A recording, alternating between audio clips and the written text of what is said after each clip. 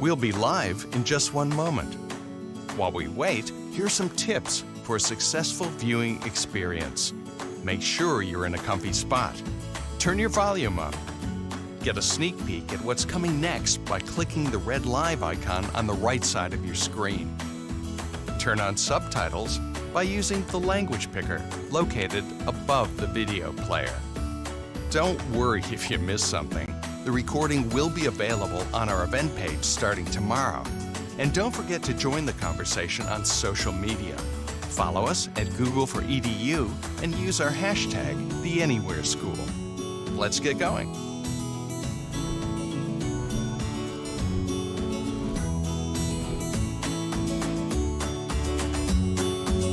Hi everyone, welcome. Thank you for joining us for the Anywhere School 2021. We're so grateful you're here.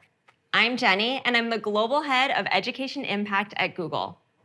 Prior to joining the team here, I spent over a decade in schools here in Chicago, teaching 4th grade math and science, serving as an instructional coach and building leader, and then as a district-level administrator.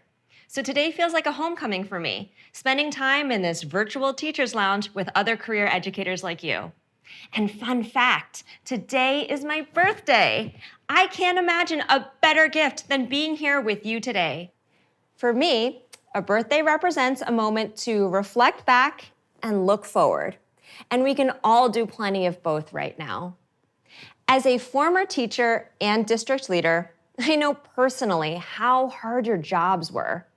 But I cannot imagine how much more challenging they've become over this past year. School has become more than one singular place, and the world finally realized what we already knew. Nothing can replace the power of a good teacher. The upcoming school year represents a chance to rebuild and rethink. But there are still many uncertainties and plenty of unknowns. More than anything, we want you to know that you're not alone. In the last year, we've launched more than 45 features in response to daunting new challenges brought about by the pandemic and a shift to entirely new ways of teaching and learning. We believe that being helpful starts by first listening to what you need and then building it. And we're not going anywhere. Our goal is to find ways for our technology to continue being helpful, no matter what this new school year might bring. So today you'll hear from many of my teammates about the 45 new tools and features across our education products, including Classroom, Meet, Google Workspace for Education, and Chrome. These are all focused around a few core principles. First, collaboration. Virtually or in person, our tools are all about connecting you in meaningful ways. And now we're adding even more ways to work and learn together. Easy to use. Your time is a precious commodity, now more than ever.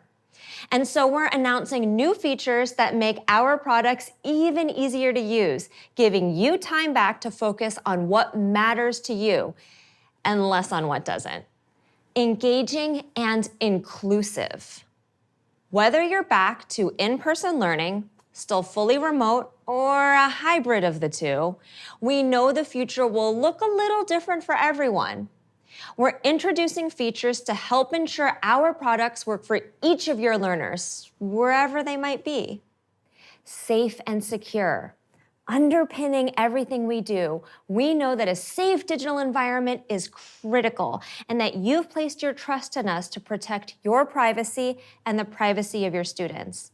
That's why we're adding new proactive security features and compliance updates, as well as giving you more control to keep your data private and secure. But the technology itself is not what's exciting. For us, it's all about what you can do with it. So today, you'll also have the chance to hear from 4 very different school leaders as they share their approaches to digital transformation, the highs and the lows, and the impact it's had on their students and communities. And with that, I want to thank you again for being here and for all you do to support your students and communities. Throughout the event, we'll be posting polls on our Twitter page. To join the conversation, head there now and let us know where you're tuning in from. And now for today's agenda. We'll start with what many of you have been waiting for, new feature announcements. You'll then hear more about how Google for Education helps you provide your school community with safe digital learning environments. And we'll finish up with a global customer panel. First up is Danita Morgan, who will share more about the updates coming to Google Classroom.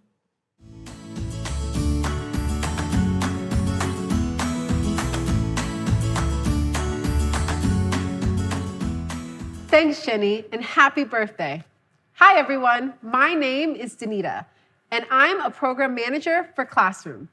Today, I'm going to share new Classroom updates and do a few demos on some of the features we told you about in February. But first, I wanted to salute all the teachers, education leaders, and families. I am a career educator and taught all throughout New York as well as in India before joining Google. In fact, I'm actually a Google certified innovator. You are all superheroes for keeping learning going this year. With that in mind, our team is more motivated than ever to make Classroom better each day. Over the last year, we've seen Classroom become a center for teaching and learning as we've expanded our capabilities. We're proud that many schools now use Classroom as their LMS. Teachers, you've supported Classroom from its start 7 years ago, which was built from the ground up to solve your real problems. And your consistent feedback has helped us stay in lockstep with your evolving needs. Education leaders, you have placed your trust in us by selecting Classroom for your school system, whether that's a district, state, or even an entire country. We know how complex your jobs are, and we take our responsibility to serve your needs extremely seriously. So one of our biggest priorities this year and beyond is to give education leaders greater visibility and control of Classroom so you can support instruction at any size school system. Change, as this past year has proven, is inevitable in education. So as the needs of your institutions continue to evolve, Classroom will also evolve to keep pace.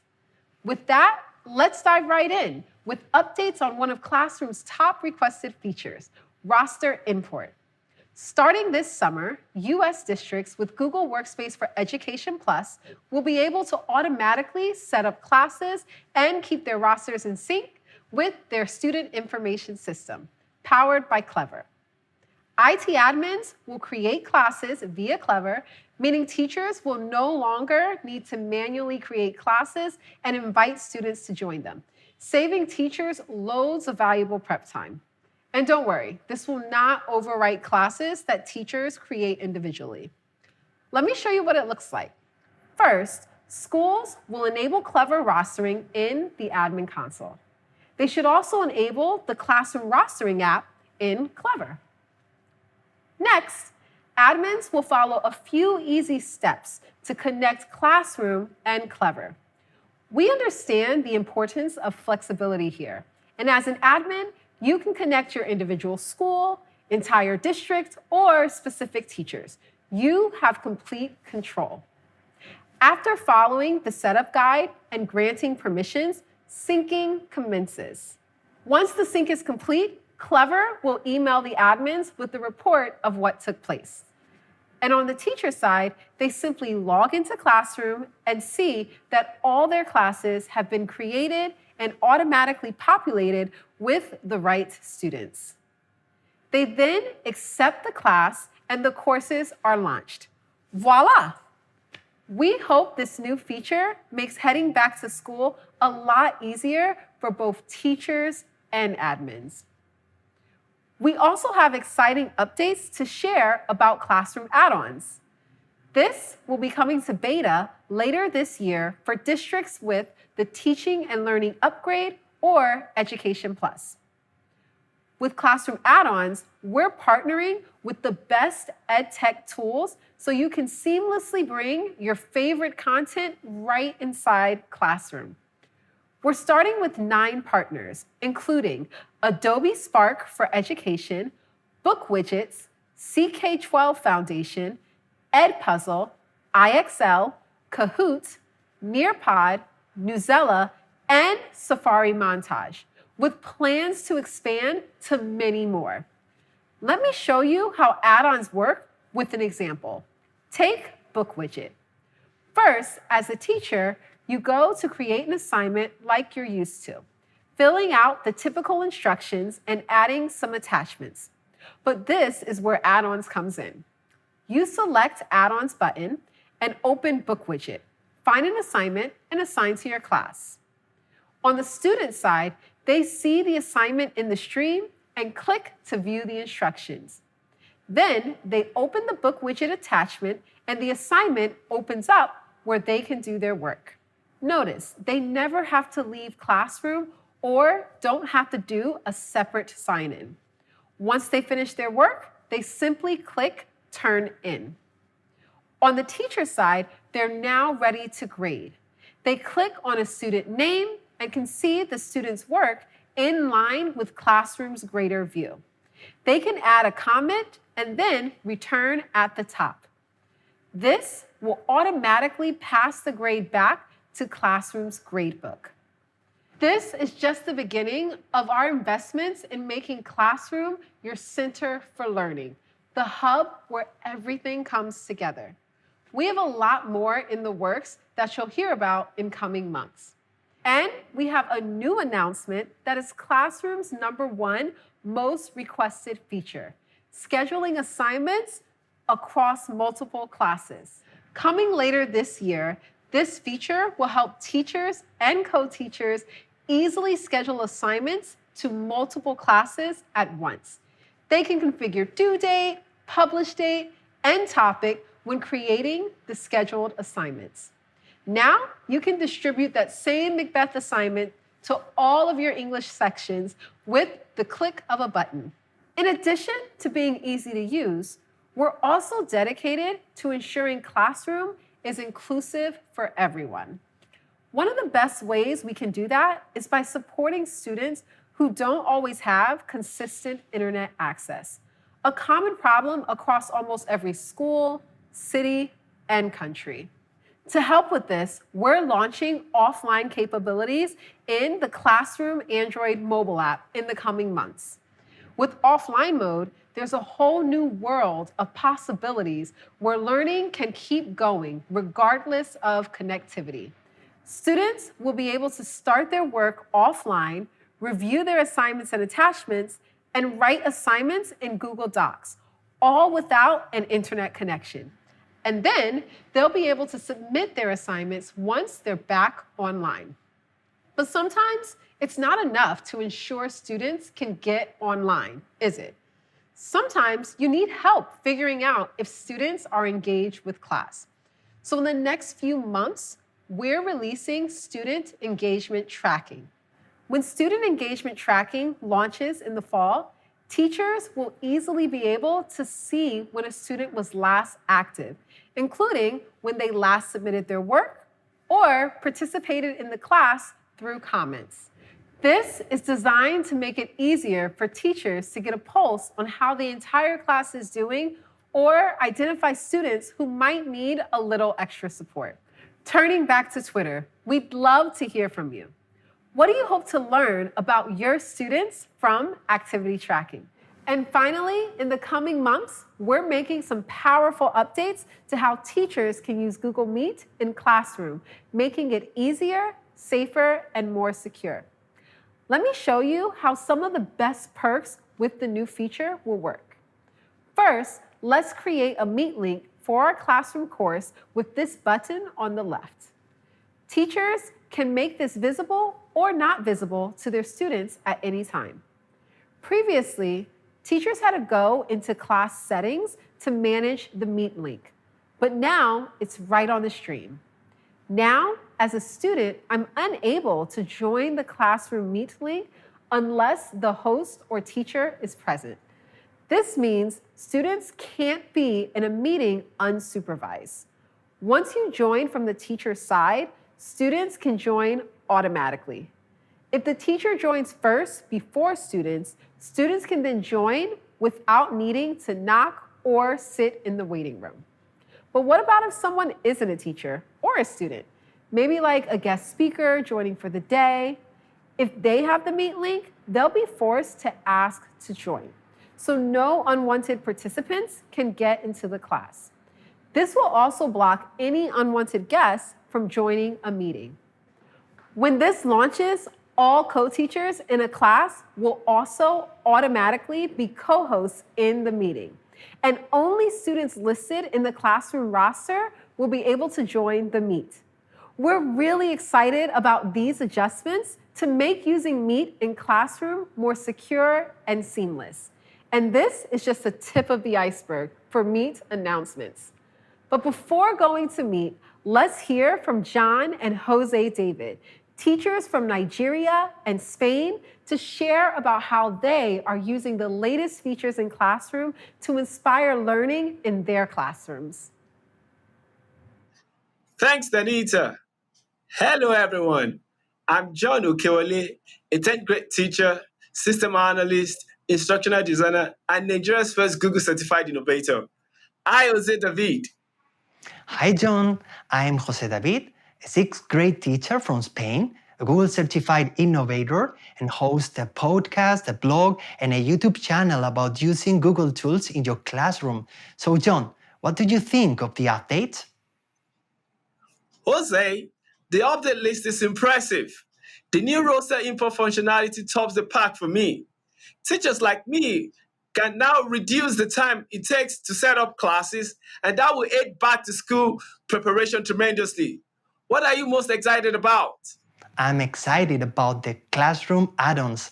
I love using other EdTech tools like Puzzle or Kahoot, and being able to integrate them directly into classroom assignments will be amazing. Yes, Jose. The new add-ons are super cool. One of the updates I'm thrilled about is the ability to schedule multiple assignments. You know what? Assigning the same work across different sections will be snappy. That will be awesome.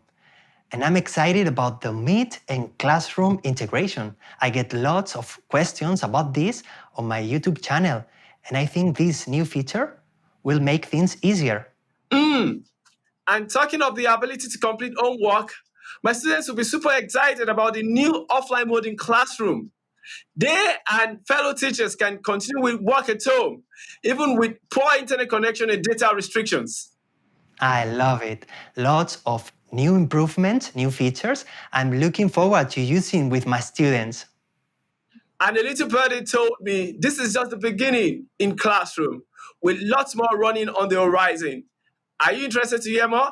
Oh, really? So we'll have to talk about that one off camera. Thanks, everyone, and back to Danita. Thanks, John and Jose David. Love hearing your perspectives. For more tips from amazing educators around the world on how to use Classroom, please check out this link. Let me pass it off to Thomas Dixon, who can tell you all about the new Meet updates.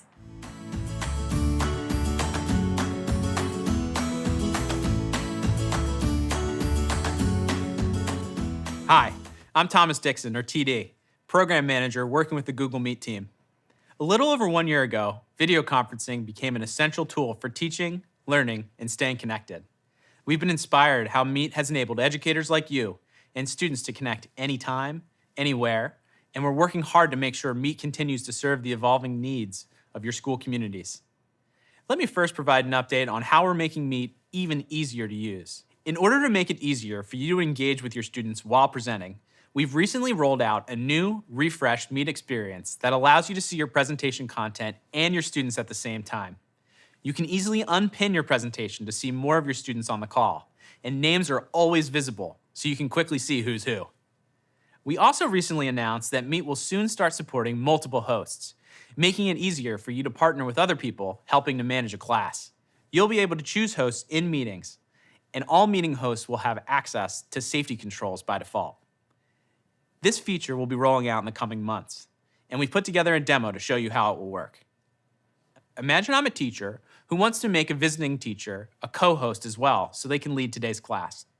First, I open up the People panel to see everyone in the meeting. I select my co-teacher, Alexis, and choose Add as Co-host. Now, from Alexis's perspective, I am now co-host and can access all of the same safety controls as the original meeting host.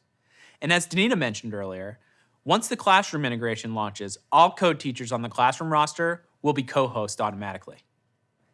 We're also making a number of improvements which will make Meet even more engaging and inclusive for all types of learners.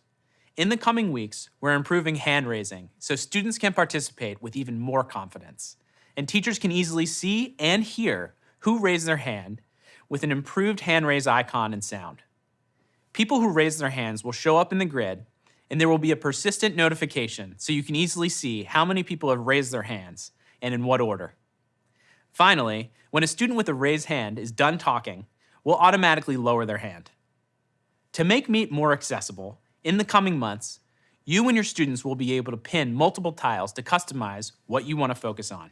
Students, for example, can easily pin a sign language interpreter in addition to the teacher, so they can see both at the same time. Earlier this year, we announced that Meet would soon support closed captions in 5 languages to help people follow along and stay engaged. In the past few weeks, we've launched those to people everywhere.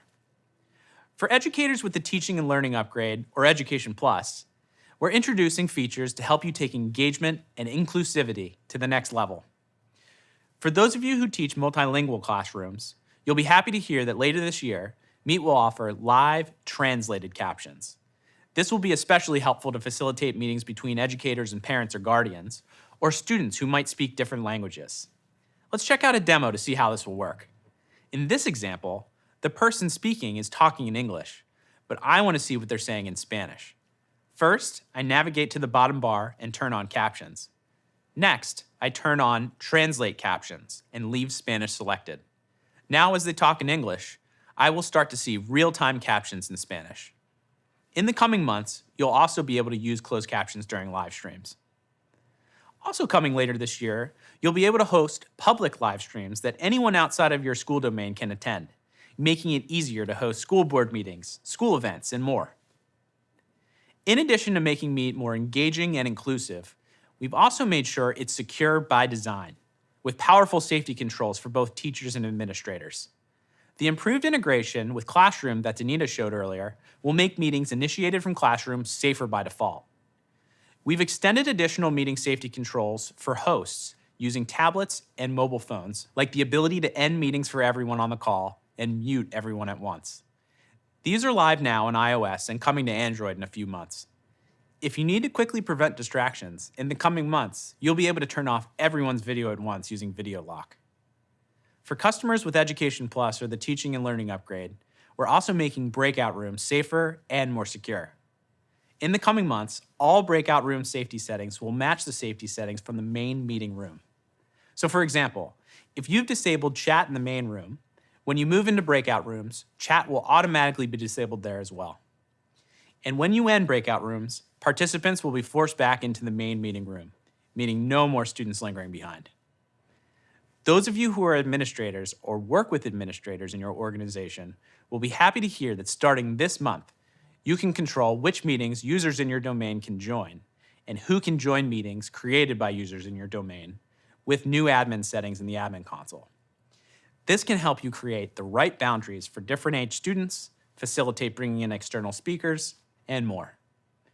In the coming months, you'll be able to control quick access and chat locks at the group or OU level in the admin console as well.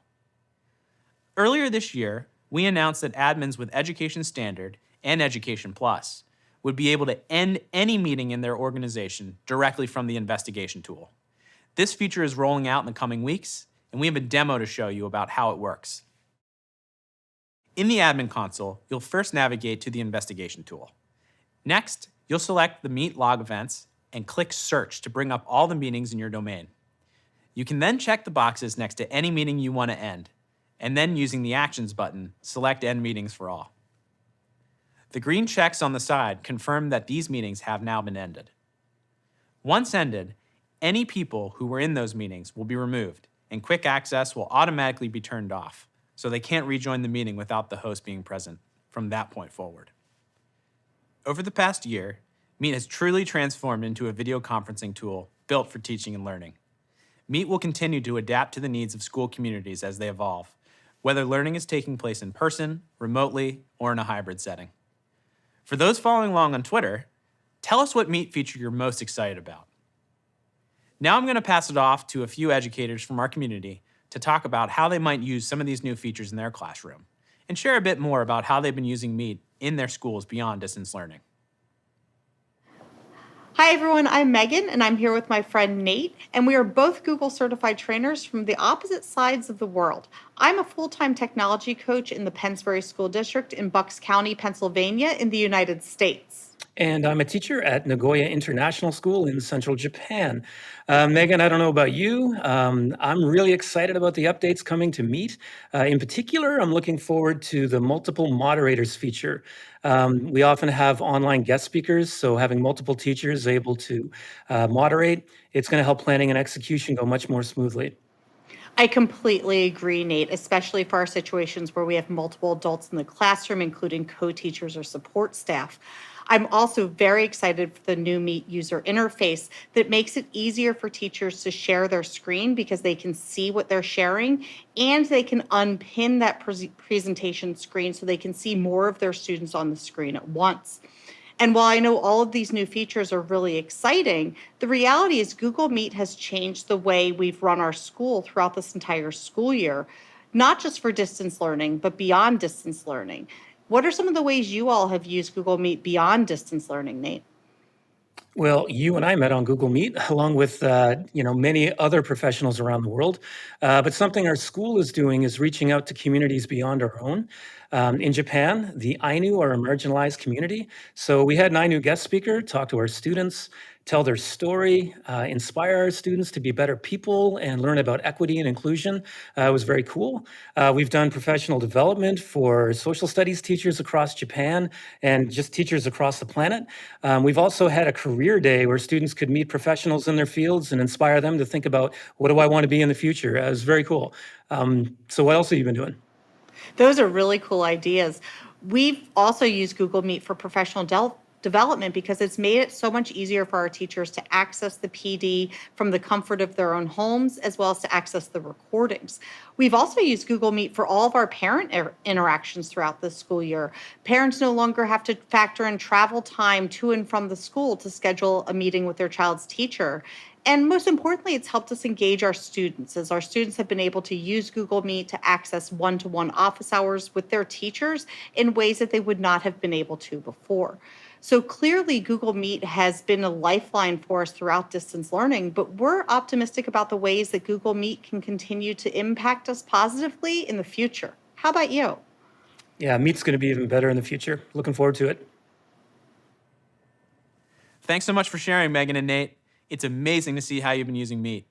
Now I'm going to hand it off to my friend Mike Patterson to talk about some exciting updates coming to Google Workspace for Education.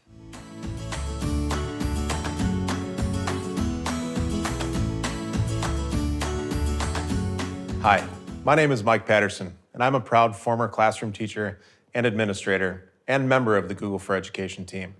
Previously known as G Suite for Education, Google Workspace for Education empowers your school community with simple and flexible tools to better collaborate, manage classes, and create safe learning environments. Today, I'm going to share the latest updates that deliver the next evolution of collaboration in our products. So whether you're a student working with your classmates on a project or an educator communicating with your colleagues, we're making it easier for you to connect, collaborate, and effectively get things done. Last month, we announced Smart Canvas, a new experience that enhances collaboration in the apps that you use every day, like Docs, Sheets, and Slides, by making them even more interactive and intelligent. One new feature of this experience is Smart Chips, which allow you to pull in helpful information from other Google Workspace products while working in a document. For example, if you're a student working on a group project, you can quickly embed files from Drive or tag other students in your group right into your document by typing the @ sign. Once people are tagged, just hover over their name to quickly chat, email, or set up a meeting. We also recently added interactive checklists to Docs to help you stay on track with whatever you're working on. Checklists are similar to bulleted lists, except you can mark items once they are complete. So satisfying to click that little box. In the coming months, we're introducing table templates in Docs. One of my favorites is topic voting templates, which lets you easily gather feedback directly in Docs. You could use this by having your class vote on topic or project ideas, keeping them engaged and involved in their learning. Imagine using this to ask the time-honored question of, what are we doing this summer? Last year, we introduced grammar suggestions in Docs to help provide tips and catch tricky grammatical errors. For Education Plus customers, later this year, we're rolling out the next phase of writing tips in Docs and adding assisted sheet analysis in Sheets. In Docs, this will include warnings about offensive words and language, as well as other stylistic suggestions. Admins can easily turn this off if they prefer not to have it on in their domain. In Sheets, assisted analysis will provide formula suggestions that make it easier for everyone, not just data analysts, to derive insights from data. These suggestions can help guide students and reinforce concepts to make their writing and analysis skills more impactful. We're also making our products work together more seamlessly, so teachers can focus on what they do best. You can now easily present your content to Google Meet directly from Docs, Sheets, and Slides with the click of a button. This allows you to quickly present and see participants and content at the same time back in the Meet tab. Later this year, we'll be taking this a step further, and customers with Education Plus will be able to embed their live Meet video calls in their Docs, Sheets, and Slides. This will make it even easier to see each other while collaborating together. Altogether, these improvements are going to change the way we work, making it easier to collaborate with anyone from anywhere. By using these tools at school and at home, your students will build important collaboration skills to be better prepared for the workplace of the future. We know how much is on educators' plates right now, so we're making our tools even easier to use so you can get valuable time back to focus on your students. In Forms, we're simplifying settings in the coming months so it'll be easier and faster for you to set up your forms the way that you want. For example, you'll see a new settings tab at the top of your forms with key settings made more discoverable, like the option to make a form a quiz, and control default settings that get applied to all your forms and quizzes. And to make your forms more fun and personalized, we're launching more than 20 new fonts for you to choose from. Earlier this year, we also announced Forms would soon start automatically saving your draft responses for 30 days or until your submission was complete. Thanks to all your great feedback during the beta, this feature is starting to roll out next month and will be available to everyone this summer. All of these collaborative tools and features that are easy to use are wonderful, but providing your school community with a safe digital learning environment is a commitment and responsibility we take very seriously, so everyone can teach and learn knowing we're helping their data stay private and secure. Later today, my colleague Jen will be doing a deep dive on our approach to privacy and security. Additionally, today, we're announcing how we're strengthening the security of all Google Workspace for Education customers with Drive security improvements and adding additional advanced security for Education Plus and Education Standard customers. Drive already has built-in protections to help block phishing and malware content shared from external organizations. Now we're adding enhanced protections to Drive that allow admins to enable this kind of protection within their organization's internal Drive to further defend against insider threats and accidental sharing of malware.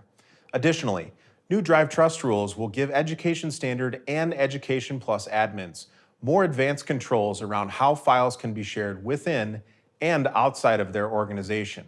For example, if an admin wants to allow a subset of faculty to be able to share documents with anyone in their district, but only allow students to share files with people in their specific school. Drive Trust rules are rolling out in beta in the coming months and will be widely available later this year. Education Standard and Education Plus admins will also soon have added controls to classify files stored in Drive based on the content's sensitivity levels and enforce strong data loss prevention rules according to that classification with Drive labels. You'll even be able to set up data loss prevention rules to have Drive automatically classify files for them. This can help you be more proactive about protecting some of your community's most sensitive data, like personally identifiable information or proprietary research. Okay, that was a lot of great stuff that I wish I would have had when I was using Google Tools with my students. For those following along on Twitter, we'd love to know what you're most excited about. Now I'm going to pass it off to Lucy and Peter, educators from the United States and Brazil, to talk about how they might use some of these new features in their classroom. Thanks, Mike. And hello, everyone. My name is Lucy, and I'm a middle school teacher in Burbank, California, in the United States. And my name is Peter. I'm a technology teacher at the Pan American School of Bahia here in Brazil. Honored to be here today. Me too, Peter. It seems like we both work in a multicultural, multilingual environment. That's pretty cool. Awesome, Lucy. That's great. Then tell me one thing. What were you most excited about the new updates? There are a lot of things I'm really excited about, but one thing I'm a big fan of is forms. And I am so excited for this autosave feature that's coming soon. I can already imagine starting something on Monday, saving it, and then coming back to it later in the week. And that is going to be a game changer for me in my classroom. What about you? Yeah, absolutely. Google Forms is already great for engaging and collaborating with the students, and the improvements are going to make it even better. I'm personally a big fan of the possibilities the Smart Canvas features are bringing. I cannot wait to have it. Me too. I agree with you. One thing I'm super excited about are the interactive checklists in Docs. So I don't know about you, but my students are middle schoolers and they can get pretty disorganized. And so I like making checklists for them to help them keep on track of their due dates and their assignments. The bad part is that as soon as I make the checklist, they lose it. So I love the idea of having it in a digital space that they can come back to later and they don't have to fish it out of their backpacks. You know, it's just right there for them. Awesome. And speaking of Google Docs, this assistive writing feature is really exciting for when we're working on digital citizenship. Then we can improve our communication skills in the virtual world. There's a lot to learn. As a technology teacher, I see students often have fear of using formulas in spreadsheets. It's not just the students, Peter. I'm afraid of it too. So this is really exciting. So imagine I have no words to describe how happy they will be, and even we will be, when they finally overcome their fear with the new assisted analysis feature. Lucy, I think we've got plenty of homework to make for them. Let's do it. No, I think we've got plenty of homework to do. We've got to check out all these cool features. Let's do it. Thanks, Lucy and Peter. Now I'm going to pass it off to Helen to talk about updates coming to Google Chrome.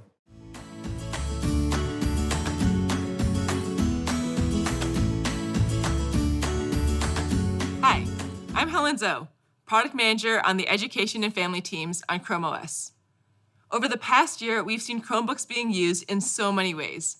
For virtual classrooms, as millions of Chromebooks were sent home for distance learning. For creative projects, as people found new hobbies and passions. And for entertainment, as parents and guardians leaned on Family Link to help balance school time and playtime. Chromebooks have become the #1 device in K-12 education globally because they're powerfully simple, opening a world of possibilities for every student and teacher, whether they're at school, at home, or anywhere in between. We've seen a huge transition to one-to-one device deployment as students are bringing home school devices and moving from a shared cart model to having assigned devices, giving them a real sense of ownership. As a result, we're making changes to support schools as they send Chromebooks home and to help students connect and participate in hybrid classrooms while creating and sharing their ideas with a wide range of learning tools from podcasting to screencasting.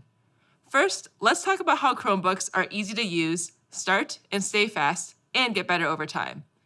With a wide variety of helpful tools like Canva, Read and Write, and Adobe Spark, all found on the Chromebook App Hub, Chromebooks can boost both teacher productivity and student engagement. With Chromebooks, it's easy to set up the right environment for your school from wherever you are because you can manage and scale with ease using Chrome Education Upgrade and over 500 policies in Google Admin Console. With policies like zero-touch enrollment, IT admins can drop ship devices to any location and have the device be ready to go without ever having to touch the device. Automatic updates for up to 8 years on devices keep them safe and secure, and with all of the latest and greatest security updates and new features. But it can be challenging to know when devices are reaching their automatic update expiration date. Last year, we updated the devices policy of Google Admin Console to show when devices reached their AUE. And now we're adding a new page in Admin Console that enables admins to view Chrome Insights reports.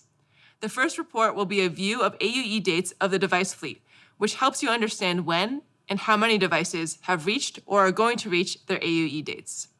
These reports will help you prepare for when you should be thinking about purchasing new devices and how often. With over 40 plus new devices for education in 2021 alone, it's easy to give teachers and students devices that meet their needs and customize each device to suit individual learning styles. With devices for learning anywhere, students can easily video conference and multitask. And with devices for advanced use, students can code and run large programs. Teachers and staff can also find a powerful device that they can rely on. There's a device for every user and use case, and you can find yours at the URL on the screen. With the transition to one-to-one device deployments, where students can now have their own Chromebook and make it their own, we're adding even more features to make it easy for you to pick up your device and start using it quickly. This August, we're rolling out PIN logins for education users. This means that instead of having to remember so many long passwords and spend time typing them in, students, educators, and admins will be able to type in a simple 6-digit PIN to log in. When students are logging into a device with the appropriate security hardware, meaning an H1 security chip, they will be prompted to set up a PIN and will be able to log in or unlock their Chromebook using that PIN going forward. We hope that this will help students, especially younger ones, and teachers spend more time using technology to learn instead of having to spend lots of extra time logging in or setting up. Next, we'll talk about how Chromebooks come with built-in accessibility and productivity features right out of the box. Powered by Chrome OS, they are regularly updated in the background while your educators and students work. And when you customize your accessibility settings once, they follow you wherever you log in next. For students who may need an alternate input into their Chromebook, we have Switch Access, which is the ability to use the built-in keyboard or an external device via USB or Bluetooth to control their cursor. Coming in August, we're introducing Point Scanning, which is a new navigation mode for Switch Access. It allows users to select any point on the screen by first having a user choose the horizontal location they want to select and then having them choose the vertical. Chromebooks also come with 2 magnifiers built in, a full-screen magnifier and a docked magnifier. We've just added a new panning method to our full-screen magnifier.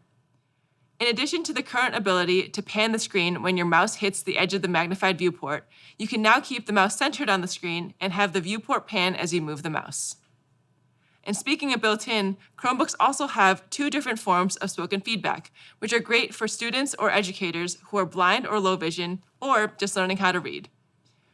For those who have significant vision loss or are blind, Chromebox is a full system spoken feedback. And for those with low vision or specific learning or print disabilities, Select to Speak is an on-demand screen reader for certain text or certain parts of the screen. And we recently released screen shading and new controls that let you speed up, slow down, or pause the reading voice in real time and easily jump to different sections of text. To help users better understand how to use Chromebox, we just released new tutorials, including a quick orientation for new users, which automatically launches when Chromebox is activated, along with interactive lessons, which ask users to execute commands or press designated keys to continue, and a practice area for a small set of lessons, which allows users to practice what they've learned in a sandbox environment. Best of all, the tutorial is also available for touch devices. Finally, to ensure that your school and students stay safe, every Chromebook comes with advanced security at the core. Built-in security features include automatic updates, sandboxing, verified boot, data encryption, and more. We'll talk more about Google for Education's commitment to security and privacy in the next session. We're excited to see how you'll be using Chromebooks in your classrooms and at home this year. Now I'll hand it over to 2 educators from the US to talk about how they'll be using these features. Thanks, Helen. Hi, everyone. I'm Tammy Lind. I'm an instructional coach in the South Milwaukee School District in Wisconsin, and I work with teachers and students using Chromebook accessibility features both in the classroom and during remote learning. And hi there. I'm Susan Herder. I'm a technology coordinator for Mounds View Public Schools in Minnesota. We've been a Google district for over 10 years, and we have about 12,000 Chromebooks that we manage. So Tammy, what did you think of those Chrome OS updates? I know that they are really going to impact our kids, and I can't wait to get started using them with teachers. Teachers are going to be so happy with the PIN login. I know that our teachers of our youngest students have spent so much time just teaching them to log into the Chromebooks that this is going to be a game changer for them. They're going to be able to focus more on the instruction rather than those tech issues. Absolutely. We use our Chromebooks all the way down to 4-year-olds, and the PIN feature is going to come in really handy. When we closed in 2020 and went to remote learning, we had to really work with our youngers to make sure that they could log into their Chromebooks and get what they needed. With the new PIN login, that is going to make it so much nicer for teachers and for staff. Mm-hmm. And I think too, for the accessibility features like the panning method to the full screen magnifier, those are tools that teachers can also use to help focus student instruction. So we can use them well beyond just the accessibility piece, but to really enhance teaching and learning. That's a great idea. With these features, any student, teacher, or staff member who would benefit from assistive technology and accessibility just will have access. The tutorials are really going to come in handy for people that are just getting started in assistive technology. Yeah, I can't wait to get the Chromebooks back into the hands of the 12,000 teachers and students this fall. We're having our 6th graders through 12th graders take the Chromebooks home so we can extend learning anytime, anywhere. That's great. We're starting an elementary virtual academy for families that have chosen to stay virtual into next fall. And our kids are going to be using their Chromebooks all day, every day. The new features are going to come in really handy. I can't wait to hear how that goes. Thanks, everyone. Back to you, Helen. Thanks, Tammy and Susan. Now we'll hear from Jen about our commitment to helping schools build safer digital learning environments.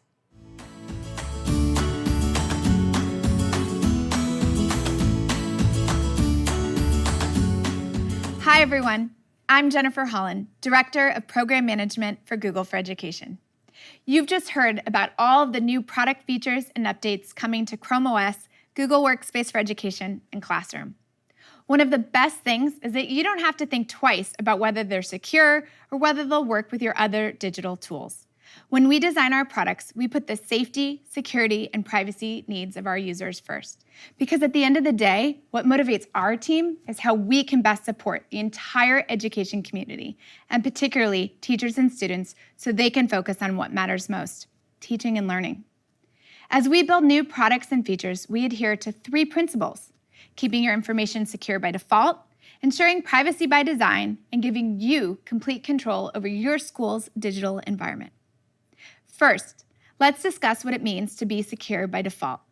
You need to protect your school community from digital threats, but you want to make sure that it doesn't disrupt teaching and learning. And then there's the fact that threats are always evolving. How do you keep up? Google for Education offers the world's most advanced digital security. Even before you set up security controls for your school's digital environment specific to your needs, baseline security controls are on by default to help protect you from the start. And proactive protections are built in and continuously updated to stay ahead of threats. And this is done in the background, so your environment is always current without being constantly interrupted by upgrades and patches.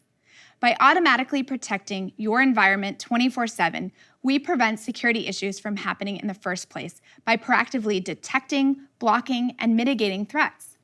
We also guarantee that our industry-leading global network is up 99.9% of the time. All data is encrypted at rest and in transit between our facilities using the most stringent encryption technologies. And you can rely upon our network to handle even your largest classes and heaviest workloads. And in our Security Center, you can get customized recommendations from Google on how to optimize your security to help prevent malware, ransomware, data leaks, and other security threats from harming your environment. Next, let's discuss how we strictly uphold responsible data practices designed to respect your privacy.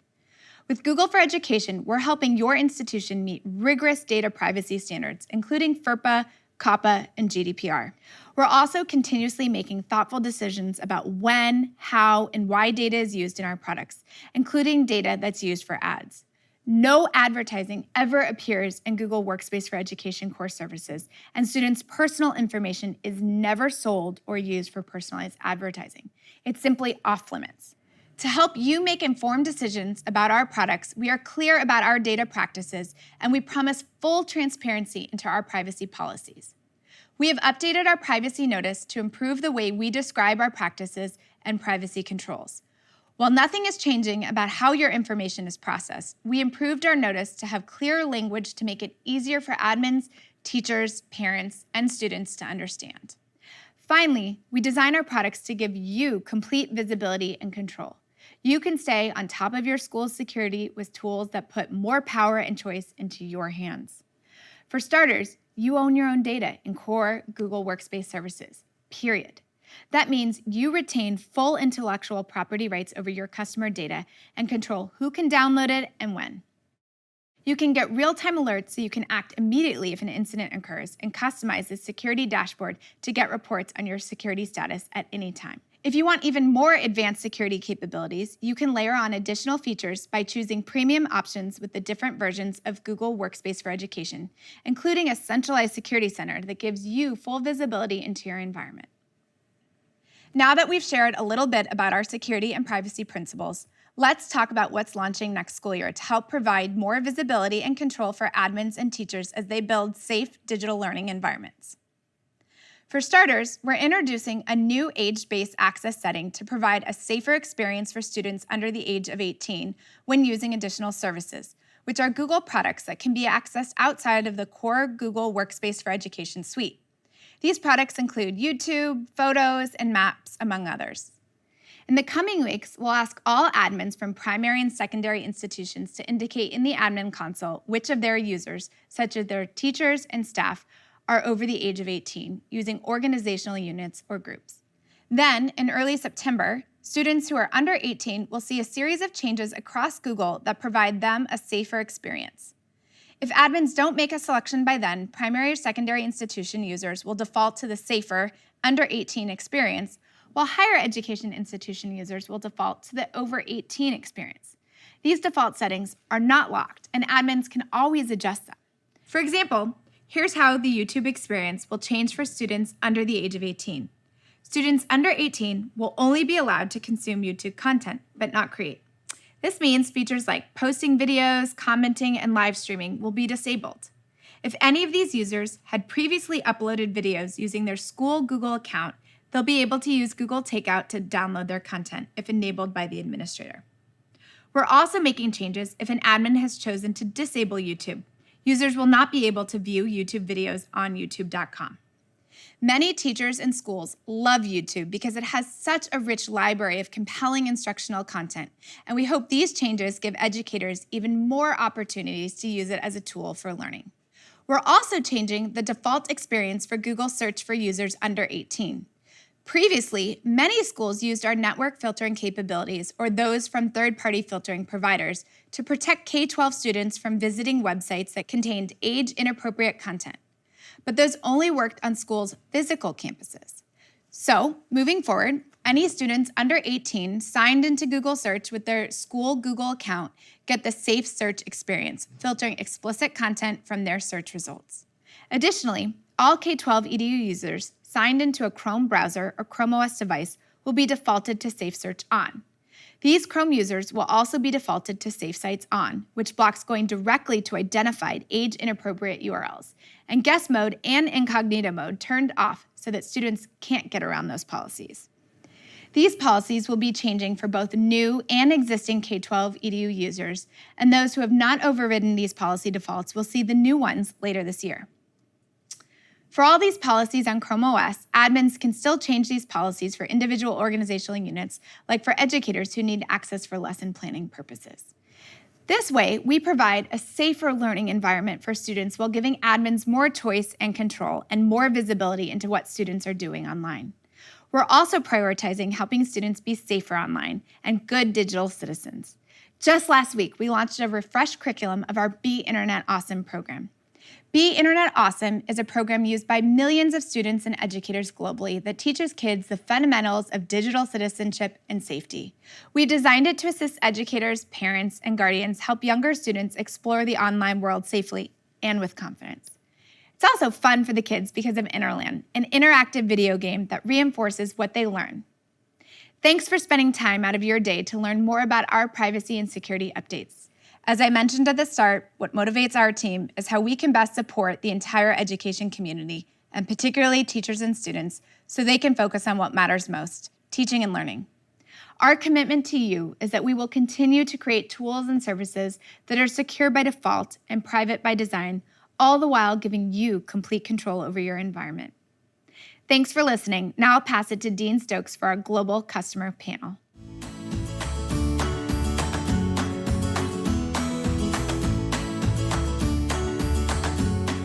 Welcome to the Anywhere Schools Global Customer Panel. I'm Dean, the Education Product Adoption Manager for Europe, Middle East, and Africa here at Google. It's no secret that COVID-19 has disrupted the way that we teach and learn. Practically overnight, technology became embedded in everything that we do, which has its benefits and challenges. Across the globe, we've seen you, educators and school leaders, respond in extraordinary ways. And we have 4 people with us today to talk to us about their journeys. So before we get started, let's find out who we're speaking to. So Philomena, over to you to introduce yourself. Thank you, Dean. Hello, everyone. I am so honored to be here.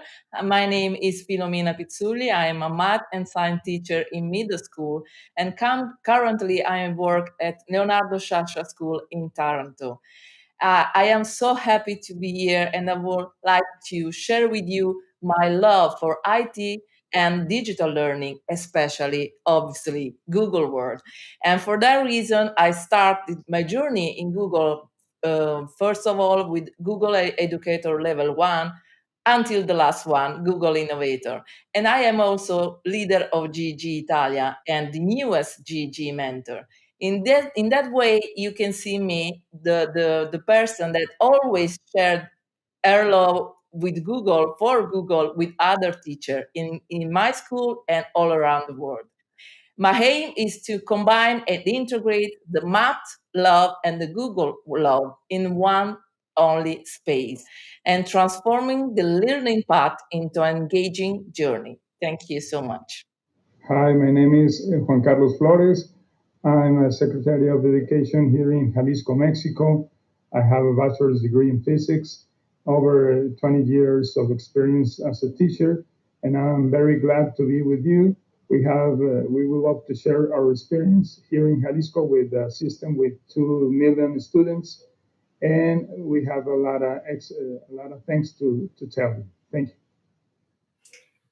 Hi, I'm Maria Etheridge. I'm from Lakes Entrance Primary.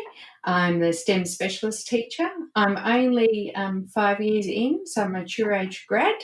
My area is a low socioeconomic area. We're regional. We have also a high Indigenous Australian population. And we're back to face-to-face in our area, but we had a steep learning curve and accelerated technology adoption. Hello, everyone. My name is Dr. Shirley Chavarria. I am the Chief Officer of Teaching and Learning for Chicago Public Schools in Chicago, Illinois. We serve close to 340,000 students, and we've been on quite a journey this year. We started fully remote. I'm proud to say that we're now have opened all of our buildings for in-person instruction in a hybrid model. And this fall, we're really excited to return to 5 days of in-person instruction while providing students with medical fragile needs with continued remote options. Great to meet you, everybody, and thanks for joining us today. I'm really looking forward to learning from you today.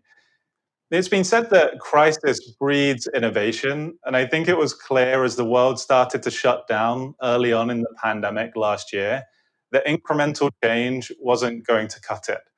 And for you and everyone watching at home as well, your work was crucial in making sure that we could continue teaching and learning in an uninterrupted way. So I'd love to hear what innovation you witnessed or were a part of, and what parts of that you're planning to keep as we start getting back to normal. And perhaps, Shirley, you can start us off. Sure, certainly.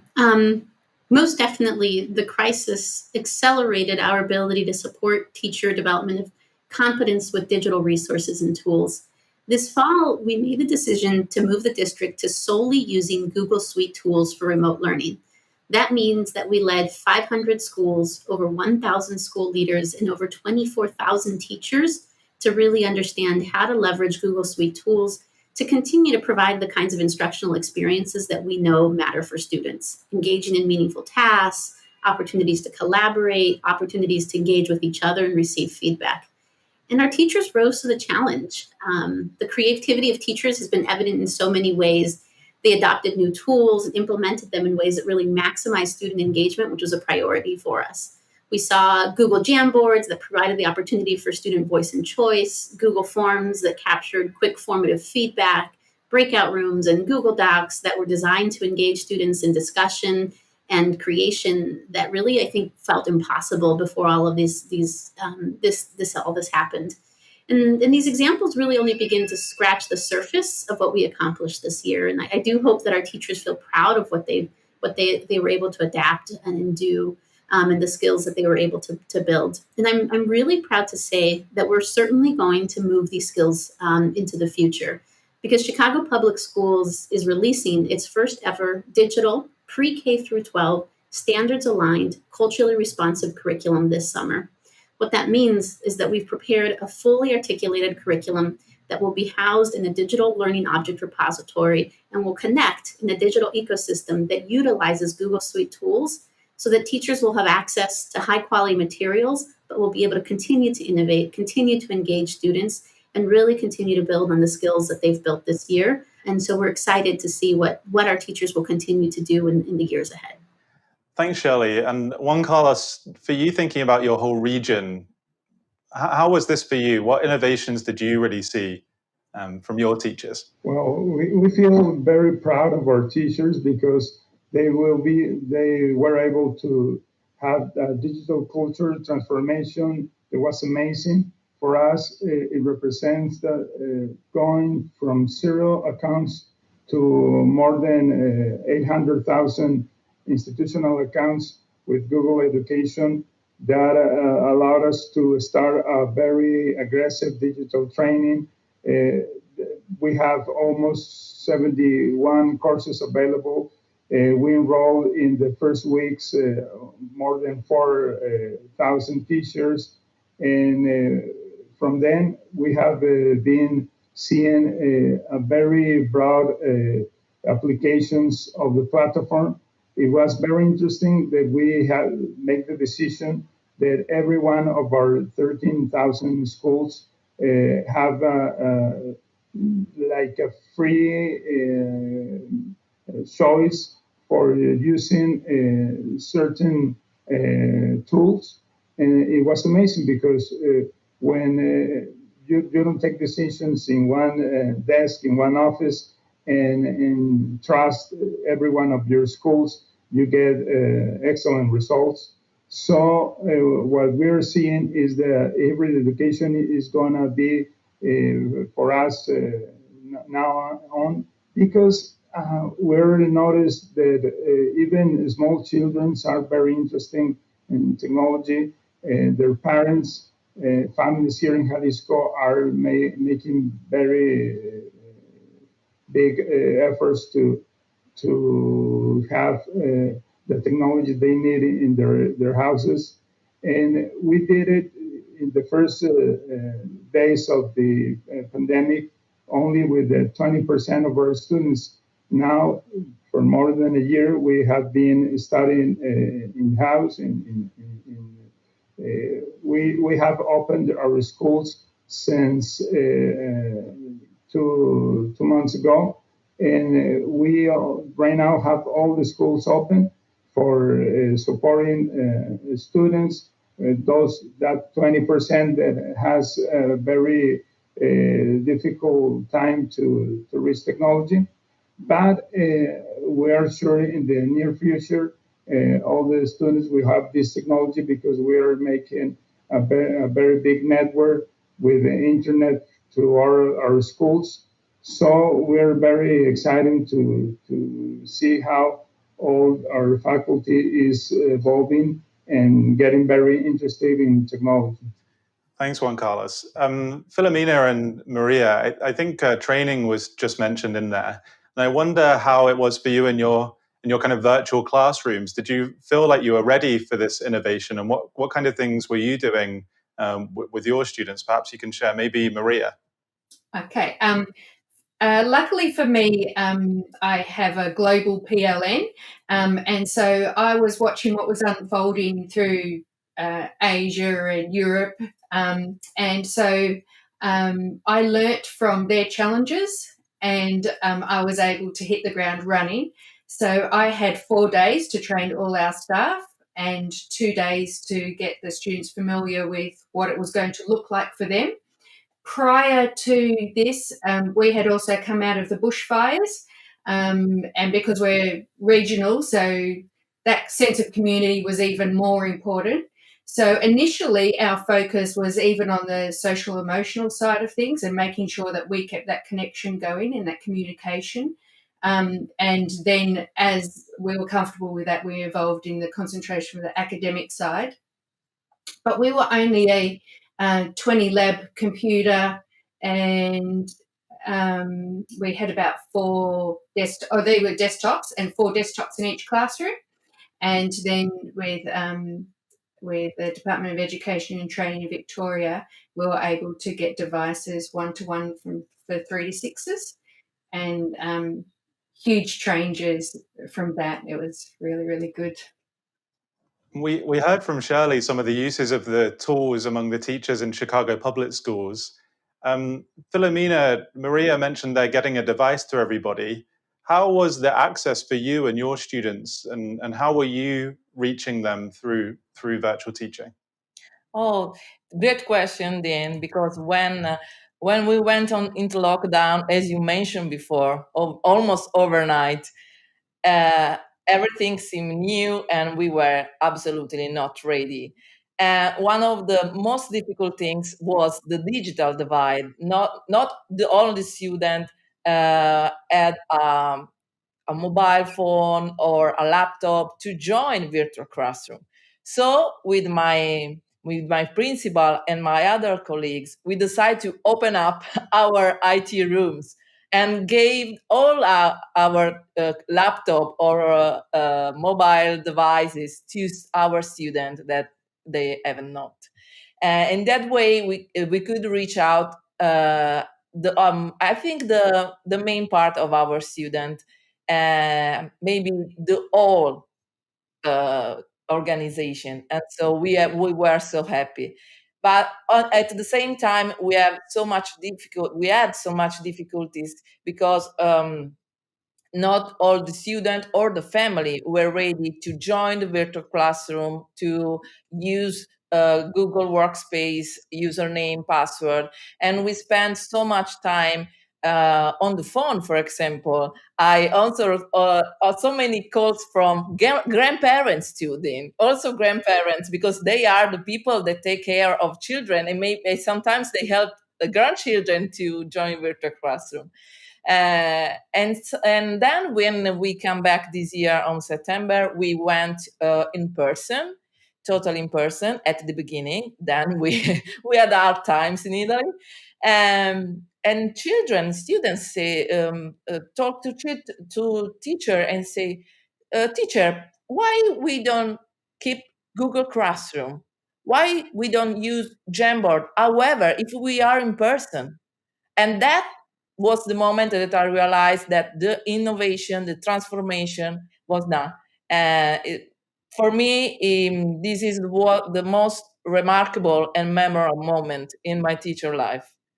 Really. I bet it's been a phenomenal 18 months. Really, really challenging and difficult, and it continues to be in many parts of the world as well. You mentioned there that kind of an unintended consequence, if you like, was that you had to get devices out of your school to give them to students. And whilst crisis might breed innovation, it's definitely not without its challenges. And so I'm wondering from the others, were there any other unintended consequences that you faced, that you're dealing with, and how are you thinking about maybe solving for those moving forward? I'll offer a small one, but I think an important one. So when we moved to remote instruction, we took care to really articulate and craft the expectations for what we felt was everything. So, who could be in a Google room and when adults would be there and what the expectations would be, how much time should be spent in literacy versus math, and within that time for literacy and math, how much of it should be synchronous and asynchronous, and what qualifies as synchronous and what qualifies as asynchronous, and all of this kind of very much kind of detail and agony about how to reconstruct our world for instruction. But one thing we didn't include was ideas or suggestions for how to support less structured student social time, or in other words, recess. So we got remote learning off the ground, and we heard loud and clear from our students and our families that they missed recess. They missed having the time to connect with friends outside of academics and interact and play and talk to each other. And we just simply didn't account for that. And so certainly many school leaders and teachers did account for that, even though we didn't. And they independently came up for ways to make sure that they continued to provide that for students. But when we moved into a hybrid instruction, we were very intentional about making sure that we supported our schools with ideas for how to make sure that that student who is still at home and the student who is now in person had those opportunities for social interaction through things like maybe small lunch groups or structured playtime during recess through a meets. And while not huge, I do think it reminds us of this important thing, which is that we all desire the opportunity to connect, play, and experience joy together. And that as educators and as leaders, we have to also dedicate time and energy to ensuring that we make that possible for our students on a daily basis. So definitely something that I'll think about and continue to think about how we use technology and just value time in our school buildings. Definitely. I mean, I've been working from home since March last year, and I felt exactly the same, actually. One of the challenges at the beginning was I'm only really talking to my colleagues in meetings. And even for adults, for us, that social time is really important. And there can be an element of guilt that comes with that, I think, sometimes, that, I'm in class, so I should be working, or I'm speaking to my classmates, and we should be doing work. But that time is really important. The rest of you, have you also faced kind of similar questions or anything related or different that's come up? We had a scenario. It was towards the end of remote learning for us. So the kids were allowed to return back, but we weren't allowed to have any parents on site. And being a regional area and community, as I've mentioned, and sport, being Australian, we had our cross-country, in-house cross-country event. And so because the parents couldn't be there on site, and we weren't even encouraging them to be outside to the school around the fence area, we use Google Meet to stream it. We did live streaming, and we were one of the first uptakers of using live streaming. So that was exciting. And we had students commentate the race as well as having the live camera going. It was awesome. We got a write-up in the paper, and it was really, really good. I love that. Unintended consequences can maybe have kind of negative connotations, right? But that sounds like something that was super fun for the students as well. Do you think it's something that you'll carry on and you'll do again in future? I hope so, because there was a level of involvement that was different. And so the kids that couldn't participate or didn't enjoy participating in the running could be commentators. So there was still a whole community involvement, a whole school community. So it was good. I guess related to that point, I think it's fair to say that some students have probably thrived in this situation. They've maybe been able to connect differently, and this has worked really well for them. And on the flip side, there are students that would have really struggled with just looking at a screen and interacting with teachers and their classmates through a screen. How has that come up for you? Are there any examples that you can think of where teachers have faced this and come up with really interesting solutions? Well, in our case in Jalisco, we have a very big problem with the communication with parents. So we thought it was very interesting for us to support families to have at least a minimum condition for students to have access to education during the pandemic. So what we are starting to do is have webinars for families. We create Recrea Familia, which is like a conference to support the parents to show them the briefs of the technology, the ABC of technology, and it worked very well. We have a Congress. We were expecting just a few parents. Right now, the video of the entire Congress that is about 10 hours long, it has more than 200,000 views. So I think parents are going to be very important. They are very important in education, obviously. But now with technology, they are starting to feel confident and supporting their kids. And for us, is very interesting.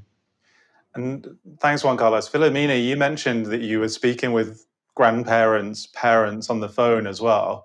Did you do any kind of further scaled activities similar to the webinar that Juan Carlos mentioned? Were there things like that happening either at your school or in Italy more generally as well? Yes, of course. I started to do a tutorial on YouTube for that reason, because sometimes I receive a lot of requests for the same thing. So I decide, okay, let's do one tutorial and share with everyone. And for that reason, I started my YouTube channel. And when someone asks, oh, I need to know how I can join Google Classroom. Wait, I have a link for you. And so I keep doing. And I'm really keen, before we move on to the last question, I know that we're running out of time. Are there any other things? I think the sports day was a really good example, but any other examples that you have where you've done something this way that has been forced to be through technology or virtually or online that you're thinking you will keep into the future? I think parent-teacher evenings is one I hear a lot about, but I wonder if there are other examples. Yes, I go first because I really enjoy the engaging activity that you could do with the students. My Google Innovator project is about social emotional learning, like Shirley said before. Because sometimes when we were on distance learning, students had the power to switch off camera, switch off microphone, and get away from the lesson. So, as a teacher, your role, your aim is to engage students so they could decide to not switch the camera and be with you. For that reason, I organize with other colleagues a lot of activity, a newspaper for school, a podcast about social emotional learning, a lot of Google site about all the activity and the project in the school, even if we were in distance learning. And a unique place to share the emotion, the pictures, the video, so we can feel close, even if we are distant in reality. One other innovation I'd share is that during this moment, we were excited to really expand student access to courses. So in Chicago Public Schools, typically in 8th grade, some students have access to an advanced course such as algebra, and others don't, because it really depends on whether or not a teacher at that school is certified to teach that course. So this year, we offered what we called algebra hubs. So it didn't matter whether or not the student had an endorsed teacher at the school. We offered after-school algebra courses through a virtual hub certified teacher who would then teach that student. So we were able to significantly expand student access to algebra courses by using remote learning. And so as we move into the year ahead, we'll continue to really explore a way where we can expand the way students access both rigorous coursework, more advanced coursework, but also just interesting coursework, and really think about how we go beyond the limits of the school building, while of course we're very excited to get our students back in 5 days a week. I really love that example. I think access to subjects that students wouldn't be able to learn normally in their school suddenly are open to them when you can do things online. And it's funny because I don't feel like that's a new idea, but it does feel like people are much more open to doing it now, having been through the experience of the last 18 months. We're nearly at time. We've learned so many great examples and things that you've been working through in all of your different contexts. So I'd love to hear whether you have a kind of single piece of advice or one particular thing on your mind that you've learned that you would like to share with everybody watching today? Perhaps we'll go to Maria first. I think that this is exciting times. I think we're going to see a lot of change, in the future of education. If you think about Sir Ken Robinson and his talk about changing education paradigms, I think that this is starting to happen, particularly for us regionally. It's a big change. So I just encourage educators really to have a go and not be afraid, and that we're all lifelong learners, so we need to set the example for our students. Really love that. I always used to say to people when I was training, don't worry, you can't break it.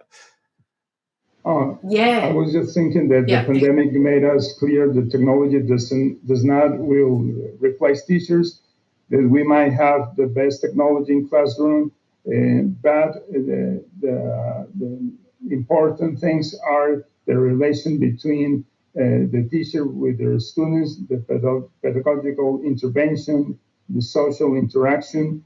And therefore, I consider that our greatest learning during the pandemic has to be we have to emphasize the human aspect of education, prioritizing two fundamental components to achieve education development. That's responsible autonomy for each school using technology, obviously, and a sense of community. Collaboration was very interesting with technology, because what we found is that now teachers are getting together not only with the faculty of each school, they are working with math teachers with math teachers, and they're sharing a lot of materials, a lot of experience, a lot of fails, and also successes. So it's very interesting for us now that we're face-to-face education to keep promoting technology as a way to have better collaboration. Juan Carlos, I really love what you said, because it's exactly what has come to mind for me.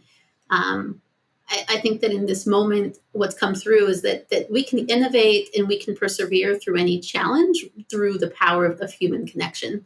And so as we move forward, I really wonder, how do we create space with each other in the classroom, in our schools, and in our daily interactions to value each other's identities and lived experiences, our relationship with each other, and the community we create? I think that if we really center ourselves on those ideas of identity and relationship and community, we'll continue to create the conditions needed to really learn, grow, and innovate. Can I answer with a metaphor, Dean? Because listening to my colleague, all the speeches remind me about an image.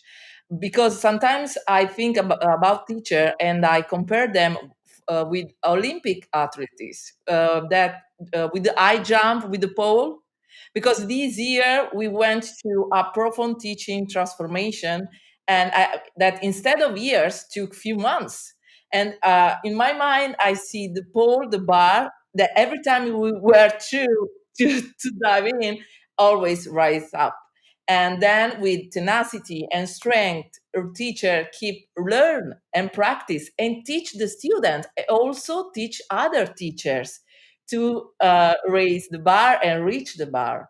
And if we think about 1 year ago, we feel incredibly proud of our teaching path. And so if we imagine 1 year from now, we have to practice and still learning and keep learning, because I think that teachers are the real superhero.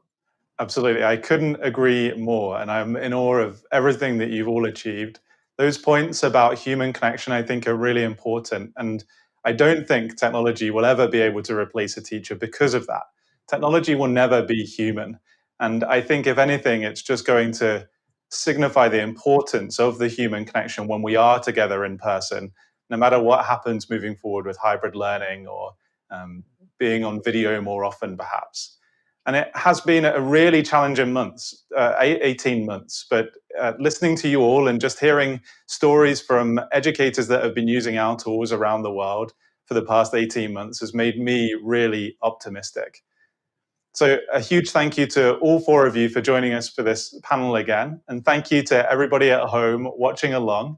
This wraps up the Anywhere School event 2021, but please do continue the conversation online using hashtag the Anywhere School, and we'll see you again soon. Thanks.